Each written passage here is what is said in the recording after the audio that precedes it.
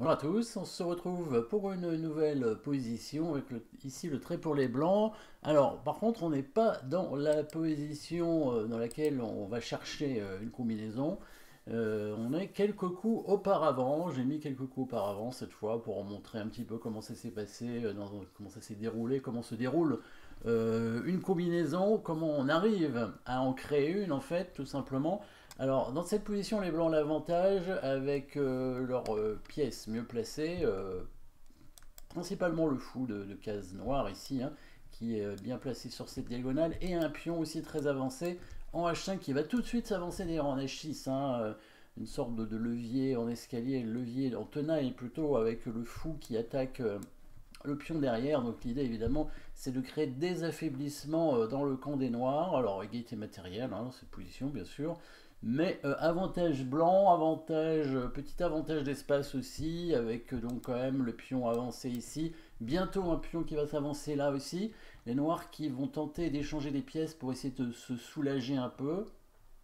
Les blancs sont d'accord pour échanger cette tour et récupèrent la colonne de l'autre côté en attaquant la pièce non protégée, hein, ici le fou. Le fou qui s'en va de ce côté. Bon, pour l'instant, ça va pour les noirs, mais les blancs ont l'avantage, hein, très nettement. Donc le coup B5, comme on s'y attendait, pour chasser le cavalier. Le cavalier qui doit partir, il n'a pas beaucoup de cases, il vient ici. La tour qui revient sur une autre colonne. Donc là, l'idée des blancs, évidemment, c'est de rentrer hein, sur la 7e rangée. Et les noirs vont essayer de l'empêcher, mais ce sera l'erreur décisive. Ici, les noirs avaient encore une position difficile, mais jouable. Si, par exemple, ils jouaient un coup comme fou en G4, peut-être, pour éventuellement échanger le cavalier et essayer d'éliminer à nouveau des pièces et peut-être essayer de. Et c'est vrai qu'il y a leur cavalier qui est pas terrible, hein. Peut-être qu'il va falloir avancer le pion B6 pour essayer de ramener le cavalier ensuite sur la case C5. Bon, là, il y a quand même la tour qui peut rentrer. Mais on peut peut-être proposer un échange, hein. Le fou vient au G4, pas forcément pour prendre le cavalier dans l'immédiat, hein, mais tout simplement pour se déplacer, pour éviter qu'il soit attaqué par la tour, et libérer cette case pour pouvoir essayer d'échanger hein, encore une tour, donc pour échanger un maximum de pièces afin donc de simplifier un petit peu la position. Donc ici, voilà, les blancs avaient l'avantage, mais c'était pas encore fait. Les noirs ont voulu absolument empêcher la tour de rentrer sur la case en C7 en mettant leur fou en D6. Ça, c'est une grosse erreur, hein. On peut dire que c'est quand même une erreur assez importante, une erreur grave, même si c'est vrai que la position blanche était quand même nettement supérieure, donc c'était difficile à jouer. Probablement aussi un manque de temps, hein. On est au 29e coup, on s'approche du 40e. À l'époque où ça s'est joué, donc en 1990, il n'y avait pas d'ajout de temps, je pense, hein, donc les pendules étaient encore des pendules mécaniques. Et oui, ça existait. Les pendules mécaniques, on appuyait sur un bouton et il y avait une aiguille qui bougeait. Donc c'était 2h40 coups, donc 29e coup, c'est possible qu'il y ait déjà un petit atteinte, un petit manque de temps. Et ici, vous avez déjà trouvé probablement la combinaison. En fait, les blancs vont jouer un coup, les noirs vont abandonner tout de suite. Donc peut-être qu'il avait du temps, en fait, hein, il a eu le temps de réfléchir et il a vu que c'était bien sûr perdu tout de suite, tout de suite. On voit que le fou, qui était un défenseur très important du roi, est parti. Hein, il y a une attaque ici sur le pion en G7 et oui, vous avez vu probablement la menace que les blancs vont créer. Alors, évidemment, hein, depuis un moment, les blancs pouvaient prendre le pion, hein. Ça faisait depuis plusieurs coups que le pion était avancé en H6, hein. C'était au 25e coup ici. C'était un très bon coup, hein, puisque là, les noirs s'y prenaient évidemment. Avait une grosse faiblesse de pion, le roi était ouvert. Bon, c'était peut-être un peu ce qu'il fallait faire à un moment donné quand même, hein. Certainement, hein, prendre ce pion parce que c'était trop dangereux par la suite. Donc ici, vous avez trouvé le bon coup avec le cavalier qui va arriver, et oui, pour faire la fourchette en F7 ici, et il est imprenable. Pourquoi? Parce que là on a un mat en quelques coups, fou prend pion, ou le pion d'ailleurs, on pouvait prendre aussi, et le fou arrive en D5 et c'est mat au coup suivant, hein. Il va couvrir avec son fou et on va prendre son fou et ce sera mat. Alors il n'est pas obligé de prendre le cavalier, mais il y a une menace de fourchette qui est imparable parce que Si il met sa tour en F8, qu'est-ce qui va se passer? Qu'est-ce qui va se passer? On va prendre tout simplement le fou, hein. Ouais. On va prendre tout simplement le fou. Il va reprendre avec la tour.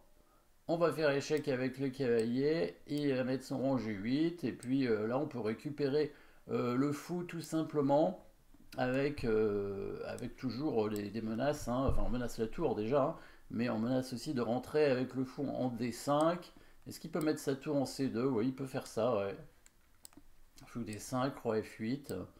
Voilà, peut-être pion prend G7, roi prend G7.